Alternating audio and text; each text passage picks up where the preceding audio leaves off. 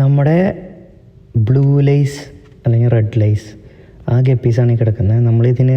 നമ്മൾ കുറച്ച് ബനാന വേം കൊടുത്തു നോക്കിയതാണ്. ബനാന വേമാണ് അതിനകത്ത് കുഞ്ഞു പൊടി പോലെ പറന്ന് നടക്കുന്നത്. നമ്മുടെ ഏകദേശം നമ്മൾ നോക്കുമ്പോൾ നമ്മൾ ബ്രൈൻ ഷ്രിമ്പ് അർട്ടീമിയ വിരിയിച്ച് കൊടുക്കുന്ന അതേ വലുപ്പം തന്നെ ബനാന വേമിനുണ്ട്.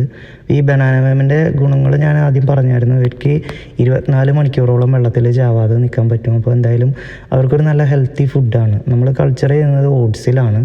അത് കുറച്ചും കൂടി എളുപ്പമായതുകൊണ്ടാണ് നമ്മൾ ചെയ്യുന്നത്. കാരണം ബ്രെഡ് പെട്ടെന്ന് അലിഞ്ഞു പോകും, പെട്ടെന്ന് അവറ്റങ്ങ് തിന്ന് തീർക്കും. അപ്പോൾ നമുക്ക് വീണ്ടും കൾച്ചർ ചെയ്യേണ്ടി വരും. അപ്പോൾ ഇതാണെങ്കിൽ ഒരു 2 ആഴ്ച 3 ആഴ്ച വരെ ഒരു കുഴപ്പമില്ലാണ്ടിരിക്കും. നിറച്ച് ബനാന വേംസ് ഉണ്ട്. അവർ നല്ല ഹെൽത്തി ആയിട്ട് തിന്നുന്നുണ്ട്. ബനാന വേംസിന് പ്രോട്ടീൻ കൂടുതലാണ്. അപ്പോൾ നല്ലൊരു ഹെൽത്തി ഫീഡാണ് ബനാന വേം. അപ്പോൾ നമ്മൾ അർട്ടീമിയൊക്കെ കൊടുക്കുമ്പോൾ തന്നെ നമ്മൾക്ക് അതിൻ്റെ കൂടെ തന്നെ നമുക്ക് കൊടുക്കാൻ പറ്റുന്നതാണ് ബനാന വേം. കൾച്ചർ ചെയ്യുന്നത് സെയിം മൈക്രോവേം തന്നെ ഇതിലാണ്.